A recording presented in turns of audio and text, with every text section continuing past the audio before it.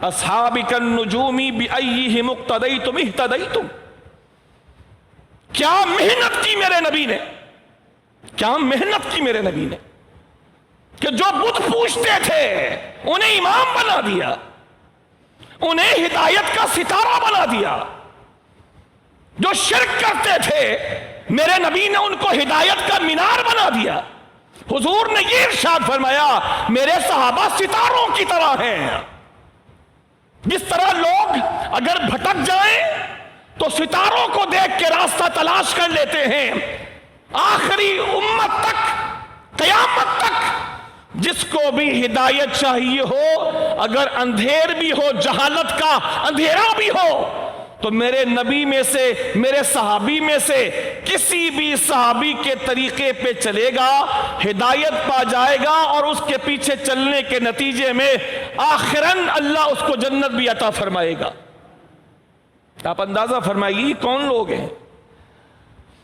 چند ایک کے علاوہ تو سارے ہی بت پرست تھے، چند ایک کے علاوہ تو سارے ہی عرب کی جہالت کے گھٹا ٹوپ میں بھٹکتے پھر رہے تھے.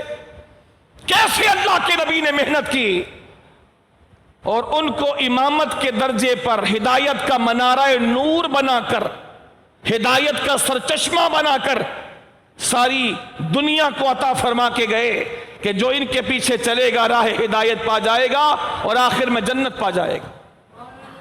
اس کیفیت کو اللہ جل شانہ نے قرآن میں احسان بتایا ہے. لقد من اللہ علی المؤمنین اذ بعث فیہم رسولا. تحقیق احسان کیا اللہ نے.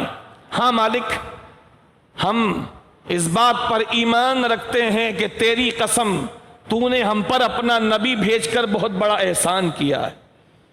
ہم تیرا شکر ادا کرتے ہیں. ہم اپنی نسلوں کے ساتھ اور اپنے پورے قبیلے اور کنبے کے ساتھ تیرا شکر ادا کرتے ہیں کہ تو نے ہمیں ایسا نبی عطا فرمایا جس کے ذریعے سے ہمیں جنت کے راستے کا پتہ چلا، ہمیں صحیح اور غلط کا پتہ چلا. تیرے نبی کی محنت کو سلام، تیرے نبی کے صحابہ کو سلام، تیرے نبی کے وجود کو سلام، تیرے نبی کو کروڑوں سلام کہ ان کی محنت کا نتیجہ ہے کہ آج ہم مسلمان ہیں. ان کی محنت کا نتیجہ ہے کہ آج شیطان و طاغوت کے چنگل سے آزاد ہو کر کے آج جنت کے راستے پر تیری توفیق سے آج مسلمان گامزن. اس بات کو اللہ کریم نے احسان کے طور پر بیان فرمایا. حضور نعمت نہیں، نعمتوں کی جان ہے. نعمت تو آنکھ بھی ہے، نعمت تو کان بھی ہے، نعمت تو ہاتھ بھی ہے، نعمت تو اولاد بھی ہے، نعمت تو اچھا روزگار بھی ہے، نعمت تو گھر بھی ہے، نعمت تو چلنے کی صلاحیت بھی ہے، نعمت تو کسی کو سننے کی صلاحیت بھی ہے. حضور صرف نعمت نہیں، نعمت تو یہ چیزیں بھی ہیں. حضور وہ نعمت ہے جس نعمت پر اللہ نے اپنے بندوں پر احسان جتایا ہے. احسان جتایا. لقد من اللہ علی المؤمنین. تحقیق اللہ نے احسان کیا ہے، احسان کیا. مومنوں پر اللہ نے احسان فرمایا کہ اللہ نے انہی میں سے ایک عظیم الشان رسول بھیج دیا جو ان کو راہ راست پر لاتا ہے اور ان پر قرآن کی آیتیں تلاوت کرتا ہے. یہ مہینہ بطور خاص ویسے تو ایک سچے محبت کرنے والے کا شعار یہی ہونا چاہیے کہ ہمیشہ اپنے محبوب کو یاد کرتا رہے. ایک اچھے نسلی انسان، نسلی جو اچھی نسل سے ہو، جو اچھی نسل سے ہو، اس نسلی انسان کا شعار یہی ہونا چاہیے کہ ہمیشہ اپنے اوپر احسان کرنے والے کے احسان کو یاد رکھے، ہمیشہ یاد رکھے، اچھے لفظوں میں یاد رکھے. ایک سچے محبت کرنے والے کا شعار یہی ہونا چاہیے ہمیشہ اپنے محبوب کی باتیں کرے، ہمیشہ ہمیشہ اپنے محبوب کی باتیں کرے. تو اہل سنت سارا سارا سال الحمدللہ کوئی موقع ہو، کوئی عنوان ہو، الحمدللہ اہل سنت پورے سال اپنے محبوب آقا محمد مصطفیٰ علیہ الصلوۃ والسلام کی شان بیان کرتے ہیں پورے سال، چاہے 11ویں ہو، چاہے شب معراج ہو، چاہے رمضان کی شب قدر ہو، چاہے شعبان کی شب برات ہو، ہر موقع پر محبوب آقا محمد مصطفیٰ علی طیب و ثنا کی بات ہوتی ہے، لیکن خاص ربیع الاول میں جس میں میرے نبی جلوہ گر ہوئے، جس میں میرے نبی کی ولادت ہے، جس کی 12 تاریخ سارے مسلمانوں کی آنکھوں کی ٹھنڈک ہے، جس میں اللہ کے نبی جلوہ گر ہوئے، جس موسم میں، جس مہینے میں، جس دن اور جس لمحے اللہ کے نبی اس کائنات میں جلوہ گر ہوئے، وہ دن، وہ لمحہ، وہ مہینہ اور وہ وقت کائنات کے سارے وقت سے افضل ترین وقت ہے۔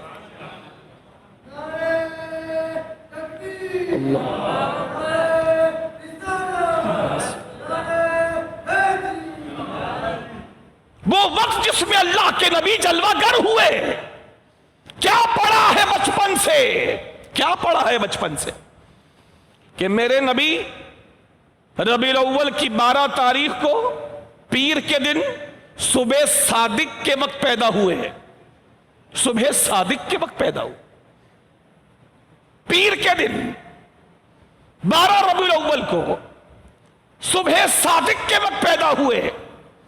یہ تینوں باتیں انتہائی اہمیت کی حامل ہیں۔ اللہ کریم چاہتا تو نبی کریم کی ولادت رمضان میں بھی ہو سکتی تھی، وہ چاہتا تو رمضان میں اپنے نبی کو بھیج دیتا، لیکن رب العزت نے رمضان میں اپنے نبی کو نہ بھیجا تاکہ کوئی یہ نہ کہے کہ رمضان کے اس تاریخ کی جو عزت ہو رہی ہے جس میں اللہ کے نبی تشریف لائے، یہ ان کی وجہ سے اس مہینے کی عزت اور عظمت نہیں ہے، بلکہ رمضان میں قرآن اترنے کی وجہ سے جو اللہ نے پہلے سے طے رکھا تھا کہ رمضان میں قرآن اتاروں گا، اور نبی بھی اسی مہینے میں پیدا ہوتے، تو شاید کوئی کہتا کہ آج رمضان کی ان تاریخوں میں جو عزت ہو رہی ہے وہ نبی کی ولادت کی وجہ سے اس تاریخ کی عزت نہیں ہے، بلکہ رمضان کی وجہ سے اس مہینے کی عزت ہے کہ رمضان کے روزے ہیں اور رمضان میں قرآن اترا۔ میرے رب نے اپنی حکمت بالغہ سے رمضان میں میرے نبی کو نہ بھیجا، ربیع الاول کے مہینے میں بھیجا تاکہ سب کو پتا چل جائے کہ میرے نبی کو کسی اور چیز سے اپنی شان بڑھانے کی ضرورت نہیں ہے، بلکہ ہر چیز کی شان بڑھے گی تو مصطفیٰ کے صدقے میں بڑھائی جائے گی۔ میرے مصطفیٰ کو کسی کی وجہ سے اپنی شان بڑھانے کی ضرورت نہیں ہے، میرا نبی محتاج نہیں ہے کہ کسی کی وجہ سے میرے نبی کی شان بڑھے۔ ہاں سچ یہ ہے کہ جس کی بھی شان بڑھے گی محمد مصطفیٰ کی وجہ سے بڑھے گی، جس کی بھی شان بڑھے گی محمد مصطفیٰ کی وجہ سے بڑھے گی۔ جبھی تو امام احمد رضا نے کہا تھا بخدا خدا کا یہی ہے در، نہیں اور کوئی مفر مکر، جو وہاں سے ہو یہیں آ کے ہو، جو یہاں نہیں وہ وہاں نہیں۔ اللہ کی قسم، اللہ کی قسم، یہ جو مصطفیٰ کی بارگاہ ہے یہی خدا کی بارگاہ ہے، بارگاہ مصطفیٰ ہی خدا کی بارگاہ ہے۔ جو خدا کے یہاں عزت پانا چاہتا ہے وہ یہاں آئے گا تو ہی خدا اس کو عزت دے گا، نہیں اور کوئی مفر مکر۔ فرار کی کوئی اور جگہ نہیں کہ کوئی اور جگہ فرار ہو جائے، قرار کی کوئی اور جگہ نہیں کہ مصطفیٰ کا در چھوڑ کر کوئی اور کہیں جا کر قرار پالے۔ جو یہاں نہیں وہ وہاں نہیں، جو رسول اللہ کی بارگاہ میں حاضر نہیں ہوگا، جو حضور کا غلام نہیں بنے گا وہ خدا کا محبوب بھی نہیں بن سکتا۔ لہذا جس کو بھی عزت ملے گی وہ سرور ذیشان سرور دو عالم کی وجہ سے عزت ملے گی، جس کو بھی شان ملے گی وہ سرور ذیشان کی وجہ سے ملے گی۔ ایک روز حضرت عمر رضی اللہ تعالیٰ عنہ توریت لے کے پڑھنے لگے، سر نیچے تھا اور توریت پڑھنے لگے، حضور کے چہرے کا رنگ سرخ ہو گیا، عمر فاروق اعظم کو پتہ نہیں چلا۔ حضرت ابو بکر صدیق اکبر نے حضور کا چہرہ دیکھا تو غصے سے جلال سے سرخ تھا، عمر فاروق اعظم کے توریت پڑھنے کی وجہ سے۔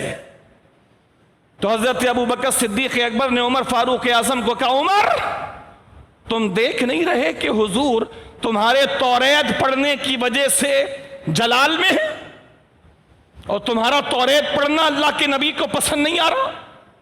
تو حضرت عمر نے جب چہرہ اٹھایا تو حضور کا چہرہ سرخ تھا، حضور نے توریت پڑھنا پسند نہیں کیا۔ اس کے بعد اللہ کے نبی نے ارشاد فرمایا، تاریخی جملہ ہے جو میں عرض کر رہا ہوں اسی کانٹیکسٹ میں، کہ جس کو عزت ملے گی سرکار دو عالم کی نسبت سے ملے گی۔ میرے نبی نے فرمایا، عمر کیا میں نے تمہیں قرآن نہیں دے دیا؟ قرآن کے بعد بھی توریت کی ضرورت ہے۔ اور پھر میرے نبی نے ارشاد فرمایا، عمر اگر آج اللہ کے نبی موسیٰ علیہ السلام بھی زندہ ہوتے تو ان پر بھی لازم ہوتا کہ محمد مصطفیٰ کے پیچھے چلے۔ آج موسیٰ اللہ کے نبی بھی زندہ ہوتے تو ان پر بھی لازم ہوتا کہ وہ میری پیروی کرے، میرے پیچھے چلے، اس کے بغیر ان کو کوئی چارہ کار نہیں تھا۔ یہ اللہ کے نبی کی شان ہے، یہ میرے نبی کی شان ہے کہ حضرت موسیٰ نے بھی، حضرت عیسیٰ نے بھی اور کئی دوسرے نبیوں نے بھی اللہ سے یہ خواہش کی ہے، اے اللہ کاش کہ تو ہم نے جو شان پڑھی، تیرے آخری نبی کی امت کی جو شان پڑھی، تیرے آخری نبی کی ہم نے امت کی جو شان پڑھی، تیرے آخری نبی کا جو ہم نے مقام تجھ سے سنا اور اپنی کتابوں میں پڑھا، اور تیرے آخری نبی کی امت کی جو شان ہم نے سنی اور پڑھی، اے اللہ ہم تجھ سے یہ خواہش کرتے ہیں، نبی ہیں، حضرت موسیٰ نبی ہیں، حضرت عیسیٰ نبی ہیں، اور بھی دوسرے انبیاء، وہ اللہ سے عرض کرتے ہیں، اللہ ہم نے جو تیرے آخری نبی کی اور آخری نبی کی امت کی شان پڑھی ہے، ہم تجھ سے گزارش کرتے ہیں کہ تو ہمیں بھی محمد مصطفیٰ کی امت میں پیدا فرما دے۔ یہ شان ہے میرے نبی کی، یہ شان ہے حضور سرور ذیشان کی۔ تو میرے نبی کو کسی سے جڑ کر اور منسوب ہو کر اپنی شان میں اضافے کی ضرورت نہیں، بلکہ جس کو بھی عزت چاہیے میرے نبی کے در سے جڑ جائے، اللہ اس کو عزت آج بھی دے دے گا، آج بھی دے گا۔ قیامت تک جس کو عزت ملے گی مصطفیٰ کے در سے ملے گی، مصطفیٰ کے در سے ملے گی۔ چنانچہ ربیع الاول کو پیدا فرمایا، پھر اس کے دن پیر، اس کا نام ہی آپ کے سامنے ہے، پیر۔ مفتی احمد یار خان نعیمی رحمت اللہ تعالی علیہ ارشاد فرماتے ہیں، اور دنوں کے نام ہفتہ، اتوار، جمعرات، بدھ، یہ مختلف نام ہیں، اس دن کا نام پیر رکھا گیا ہے۔ اردو اور ہندی میں اس کو پیر کہتے ہیں، معنی یہ ہے جس طرح مرید ہوتے ہیں ان کا کوئی پیر ہوتا ہے، ایسے دنوں میں سارے دن مرید ہیں اور پیر کا دن پیر ہے، پیر کا دن پیر ہے، باقی دن مرید ہیں۔ کیوں؟ اس لیے کہ پیر کے دن وہ پیر آیا جو ساری کائنات کا پیر ہے. پیر کے دن وہ پیر آیا جو ساری کائنات کا پیر ہے, ساری کائنات کا مرشد ہے. اور اگلی بات, وقت کون سا تھا؟ صبح صادق. وقت کون سا تھا؟ صبح صادق. صبح دو ہوتی ہے, دو صبح ہوتی ہے. ایک کا نام ہے صبح کاذب, صبح کاذب, اور اس کے بعد آتی ہے صبح صادق. کاذب کا معنی ہوتا ہے جھوٹا, اور صادق کا معنی ہوتا ہے سچا. کاذب جھوٹا, صادق سچا. یہ تھوڑے سے فاصلے سے دونوں صبح آتی ہے. پہلے آتی ہے صبح کاذب, صبح کاذب. سمجھیے گا اس نقطے کو تاکہ آپ کے دلوں میں اپنے نبی کی عقیدت اور محبت اور بڑھے, اللہ بڑھائے.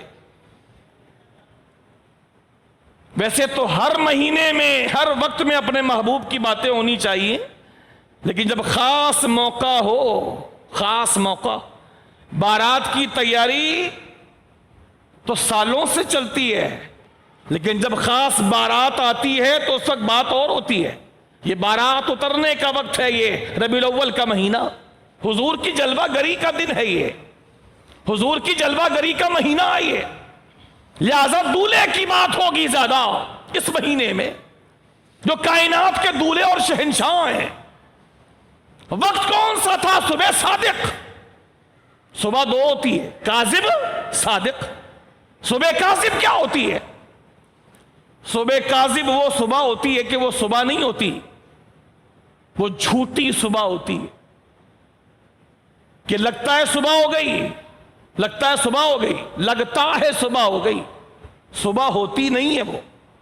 اس لیے اس میں دھوکہ ہوتا ہے, تو اس کا نام رکھا صبح کاذب. صبح کاذب. لگتی ہے صبح ہے لیکن ہے نہیں, جھوٹی صبح ہے, جھوٹی صبح ہے, یہ صبح نہیں ہے. اس کی تھوڑی دیر کے بعد آتی ہے صبح صادق, سچی صبح, سچی. وہ صحیح صبح ہوتی ہے, وہ صبح ہو جاتی ہے, وہ صبح ہو جاتی ہے جس کے بعد فجر کی نماز وغیرہ ہوتی ہے. جب یہ بات آپ سمجھ گئے, صبح دو ہوتی ہے, ایک کاذب, ایک صادق, ایک جھوٹی صبح, ایک سچی صبح. میرے نبی کس وقت آئے؟ صبح کاذب میں آئے, صبح صادق میں آئے؟ زور سے بولیے. صبح صادق میں آئے, کاذب میں نہیں آئے. حالانکہ تھوڑا سا وقت کا فرق ہے, تھوڑا سا فرق ہے, تھوڑے سے فاصلے سے. صبح کاذب تھی, تھوڑی دیر کے بعد صبح صادق ہو گئی. اس پر علماء نے لکھا, ارشاد فرمایا, وقت تو سارے ہی اچھے ہیں, 24 گھنٹے کے 24 گھنٹے اچھے ہیں, لیکن خدا نے اپنے نبی کو بھیجنے کا جو وقت رکھا وہ صبح کا رکھا, اور صبح بھی وہ وقت رکھا جو کاذب نہیں ہے, صادق ہے. فرمایا اس کا کیا معنی ہے؟ کاذب ہوتا تو کیا ہوتا, اور صادق ہو گیا تو کیا ہو گیا؟ فرمایا صبح کاذب اللہ نے وقت نہیں رکھا نبی کے آنے کے لیے کہ وہ جھوٹی صبح ہے, جھوٹی صبح ہے, دھوکے کی صبح ہے. صبح صادق کا وقت رکھا تاکہ دنیا والوں کو پتا چل جائے کہ اس وقت میں جو تشریف لا رہا ہے وہ جھوٹا نہیں بلکہ کائنات کا سب سے سچا انسان تشریف لا رہا ہے.